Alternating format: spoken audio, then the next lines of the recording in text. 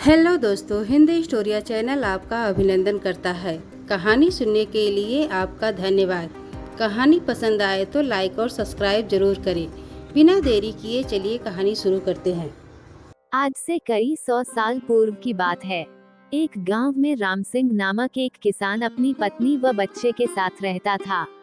राम सिंह अनपढ़ व गरीब था, मगर अपने बेटे सुंदर को वह पढ़ा लिखाकर किसी योग्य बनाना चाहता था ताकि उसका बेटा भी उसकी भांति उम्र भर मेहनत मजदूरी न करता रहे। अपने पुत्र से उसे बड़ी आशाएं थीं। लाखों सपने उसने अपने पुत्र को लेकर संजो डाले थे। वही उसके बुढ़ापे की लाठी था। उसका बेटा सुंदर भी काफी बुद्धिमान था। वह गांव के पंडित कस्तूरीलाल के पास जाकर शिक्षा ग्रहण कर रहा था। उसने भी अपने मन में यही सोचा हुआ था कि वह भी पढ़ लिखकर बड़ा आदमी बनेगा और अपने माँ बाप के कदमों में दुनिया भर की सारी खुशियाँ और सारे सुख लाकर डाल देगा। इंसान यदि किसी लक्ष्य को निर्धारित कर ले और सच्चे मन से उसे पाने का प्रयास करे तो वह उसमें सफलता प्राप्त कर ही लेता है। ऐसा ही सुंदर के साथ भी हुआ। वह अपनी कक्षा में अच्छे नंबरों से उत्तीर्ण हुआ।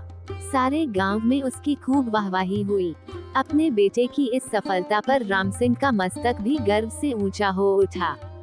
एक रात राम सिंह ने अपनी पत्नी से कहा, सुंदर की माँ, मेरे मन में सुंदर को लेकर काफी दिनों से एक विचार उठ रहा है। कहो जी। राम सिंह की पत्नी ने कहा, ऐसी क्या बात है? क्या सुंदर की शादी ब्याह का विचार बनाया है? अरे भगवान, शादी ब्याह तो समय आने पर हम उसका करेंगे ही, मगर अभी उसे अपने पैरों पर तो खड़ा होने दें। मेरा तो यह विचार है कि क्यों न हम उसे शहर भेज दे ताकि वहां जाकर कोई अच्छा सा काम धंधा सीखकर कुछ बनकर दिखाए। यहाँ गांव में तो बस मेहनत मजदूरी का ही धंधा है। पढ़ने लिखने के बाद भी यदि उसे यही धंधा करना है तो पढ़ाई लिखाई का लाभ ही क्या है? हमारा तो अपना कोई खेत भी नहीं है जिसमें मेहनत करके वो कोई तरक्की कर सके। मगर सुंदर के बापू, सुंदर ने तो आज तक शहर देखा ही नहीं है, हम किसके भरोसे उसे शहर भेज दें? सुंदर की मां कमला ने कहा, माना कि हमारा सुंदर समझदार और सूझबूझ वाला है और शहर में वो कोई अच्छा सा काम धंधा तलाश भी लेगा, मगर शहर में टिकने का कोई ठिकाना भी तो चाहिए। सुनो सुंदर की मां, शहर में मेरा एक मित्र है। हालांकि हम दोनों वर्षों से एक दूसरे से नहीं मिले, मगर फिर भी मुझे उम्मीद है कि यदि मैं सुंदर को उसका पता ठिकाना समझाकर भेजूं तो वह अवश्य ही उसे शरण देगा और रोजी रोजगार ढूंढने में वह सुंदर की सहायता भी करेगा। बात तो आपकी ठीक है सुंदर के बापू, लेकिन मेरा मन नहीं मान रहा कि मैं अपने लाल को अपनी आंखों से दूर करूं। ऐसा तुम अपनी ममता के हाथों मजबूर होकर कह रही हो, मगर दिल से तो तुम भी यही चाहती हो कि हमारा बेटा तरक्की करे। इसलिए दिल को मजबूत बनाओ। सुंदर शहर जाकर कुछ बन गया तो हमारा बुढ़ापा भी सुखी से गुजरेगा। और इस प्रकार राम सिंह ने अपनी पत्नी को समझा बुझाकर सुंदर को शहर भेजने के लिए राजी कर लिया। उसी शाम सुंदर जब अपने यार दोस्तों के साथ खेल कूद कर घर वापस आया तो राम सिंह ने बड़े प्यार से अपने पास बैठाया और अपने मन की बात बता दी। सुंदर यह जानकर बहुत खुश हुआ कि उसका बापू उसे शहर भेजना चाहता है। वास्तव में सुंदर भी यही चाहता था कि वो किसी प्रकार शहर चला जाए और वहाँ कोई ऐसा काम धंधा करे जिससे उसका परिवार सदा सदा के लिए गरीबी से छुटकारा पाकर सुख भोगे। अतः पिता का प्रस्ताव पाकर वह बड़ा खुश हुआ और बोला, पिताजी, चाहता तो मैं भी यही था कि पढ़ लिख कर शहर जाऊं और अच्छी सी नौकरी करके घर की कमाई में आपका हाथ बटाऊं, मगर कहीं आप मुझे शहर भेजने से इनकार न कर दें, यही सोचकर मैंने आपसे अपने मन की बात नहीं कही। मगर अब जब आप स्वयं ही मुझे शहर भेजने के इच्छुक हैं तो इससे अधिक खुशी की बात मेरे लिए भला और क्या हो सकती है। मैं अवश्य ही शहर जाऊंगा। और इस प्रकार दूसरे ही दिन राम सिंह ने उसे दीन दुनिया की ऊंच नीच समझाए और अपने मित्र का पता देकर शहर के लिए विदा कर दिया।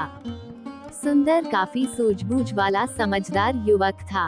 अपने माता पिता के दुख दर्द को वह भली भांति समझता था।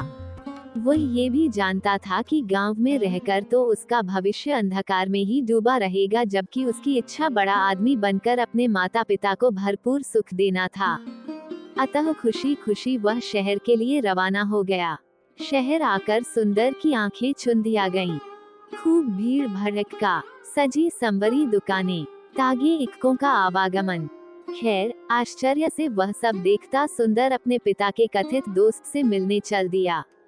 लेकिन जब वह पिता के बताए स्थान पर पहुंचा तो पता चला कि उसके पिता का दोस्त रामचंद्र तो न जाने कब का मर खप गया और अब तो उसके परिवार का भी कोई अता पता नहीं था।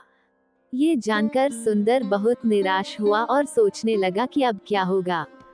आशा निराशा तो जीवन में चलती ही रहती है, लेकिन सुंदर उन युवकों में से नहीं था जो हताश होकर बैठ जाए। उसमें हिम्मत और आत्मविश्वास कूट कूट कर भरा था। उसने अपने आप को दिलासा दिया और बोला, बेटे सुंदर, निराश होने से कुछ नहीं होगा। अब शहर आ ही गए हैं तो कुछ करके ही लौटेंगे। माँ और बापू ने मुझसे बड़ी उम्मीदें लगा रखी हैं, मैं ही उनके बुढ़ापे की लाठी हूँ। अब शहर आ ही गया हूँ तो कुछ बनकर ही लौटूंगा। तुझे याद नहीं, गांव में मास्टर जी कहा करते थे, हिम्मत ए मर्दा, मदद ए खुदा। यानी जो लोग हिम्मत करते हैं उनकी मदद खुद भगवान करते हैं। अपने आप को इसी प्रकार हौसला बंधाता हुआ सुंदर पूछता पूछता एक सराय में आकर ठहर गया। उसने स्नान आदि से निवृत्त होकर थोड़ा आराम किया, फिर किसी नौकरी की तलाश में निकल पड़ा। वह जहाँ भी नौकरी मांगने जाता, दुकानदार उसके बातचीत करने के ढंग और उसकी सूझबूझ से प्रभावित तो होता, किंतु कोई जान पहचान न होने के कारण उसे नौकरी नहीं मिल पाती थी। इसी प्रकार कई दिन गुजर गए। सुंदर गांव से अपने साथ जो रुपया पैसा लेकर आया था, वह भी लगभग समाप्त होने को था। अब तो सचमुच सुंदर को चिंताओं ने आ घेरा। वह सोचने लगा कि काश शहर में उसकी कोई जान पहचान होती तो अवश्य ही उसे कोई नौकरी मिल जाती। एक दिन की बात है, सुंदर थक हार कर एक पेड़ के नीचे बैठा मौजूदा स्थिति के विषय में सोच रहा था। उससे कुछ ही दूरी पर राज कर्मचारी पेड़ की ठंडी छांव में बैठे गपशप कर रहे थे। अन्ना सा सुंदर उनकी बातें सुनने लगा। एक दूसरे से कह रहा था, कुछ भी कह भाई रामवीर, तू है बड़ा नसीब वाला। हम दोनों साथ साथ ही राजदरबार की सेवा में आए थे, मगर तू तरक्की करके राजाजी का खजांची बन गया और मैं रहा सिपाही का सिपाही। इसे कहते हैं तकदीर। तकदीर भी उन्हीं का साथ देती है गंगाराम, जो सूझबूझ और हिम्मत से काम लेते हैं। मैंने अपनी सूझबूझ से कुछ ऐसे काम किए कि महाराज का विश्वास पात्र बन गया और उन्होंने मेरी ईमानदारी देखकर मुझे खजांची बना दिया। ना भाई, तू जरूर किसी साधु या फकीर से कोई मंत्र वंतर पढ़वा कर लाया होगा जो इतनी जल्दी इतनी तरक्की कर ली, वरना मैं क्यों न किसी ऊंचे पद पर पहुंच गया। भैया, तू मुझे भी अपनी कामयाबी का राज बता। तेरे जैसे लोग इसी चक्कर में रहते हैं कि पकी पकाई मिल जाए और खा लें। अरे भाई मेरे, अगर इंसान में हिम्मत, हौसला, ईमानदारी, साहस और सूझबूझ हो तो वह पहाड़ को खोदकर नदी बहा दे। देख, तू वह मरा हुआ चूहा देख रहा है ना? रामवीर ने सड़क के किनारे पड़े एक मरे हुए चूहे की ओर इशारा किया। हाँ, देख रहा हूँ। आने जाने वाले लोग भी उसे देख रहे हैं और घृणा से थूककर दूसरी ओर मुंह फेरकर निकल रहे हैं। रामवीर भाई, मैं तुझसे तेरी कामयाबी का रहस्य पूछ रहा था और तू मुझे मरा हुआ चूहा दिखा रहा है। ये क्या बात हुई? गंगाराम, मैं तुझे कामयाबी की बात ही बता रहा हूँ। सुन, लोग उस मरे हुए चूहे पर थूककर जा रहे हैं, मगर कोई सूझबूझ वाला इंसान इस मरे हुए चूहे से भी 4 पैसे कमा लेगा। भैया मेरे, अक्ल का इस्तेमाल करने से ही इंसान कामयाबी हासिल करता है। जंतर मंतर से कुछ नहीं होता। मैं समझ गया भाई रामवीर। निराश सा होकर गंगाराम बोला, तू मुझे अपनी कामयाबी का राज बताना ही नहीं चाहता। खैर, कभी तो मेरे भी दिन बदलेंगे। अब चलते हैं। इस प्रकार वे दोनों राज कर्मचारी उठकर चले गए। वे तो चले गए, मगर खजांची रामवीर की चूहे वाली बात ने सुंदर के दिमाग में खलबली सी मचा दी। उसके दिमाग में रामवीर की कही बात बार बार गूंज रही थी।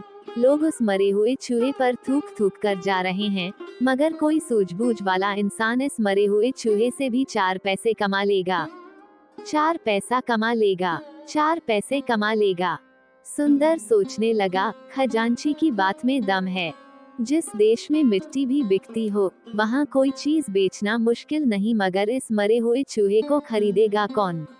कैसे कमाएगा कोई इससे 4 पैसे? चूहे को घूरते हुए सुंदर यही सोच रहा था, लेकिन उसकी समझ में नहीं आ रहा था।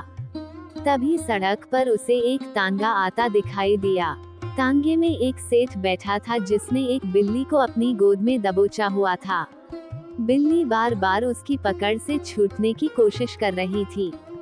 अभी घोड़ा गाड़ी सुंदर के आगे से गुजरी ही थी कि बिल्ली सेठ की गोद से कूदी और सड़क के किनारे की झाड़ियों में जा घुसी। अरे अरे तांगे वाले, तांगा रोको, मेरी बिल्ली कूद गई, सेठ चिल्लाया। तांगा रुका और सेठ उतरकर तेजी से झाड़ियों की तरफ लपका।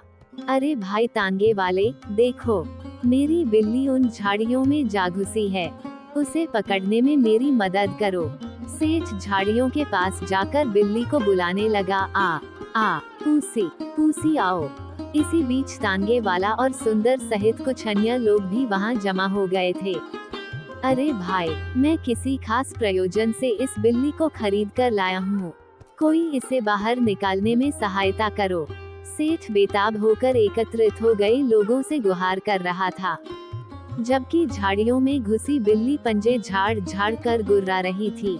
देख नहीं रहे हो सेठ जी की बिल्ली किस प्रकार गुर्रा रही है? एक व्यक्ति बोला, हाथ आगे बढ़ाते ही झपट पड़ेगी। ये सब देखकर सुंदर के मस्तिष्क में राजा के खजांची की बात गूंज गई।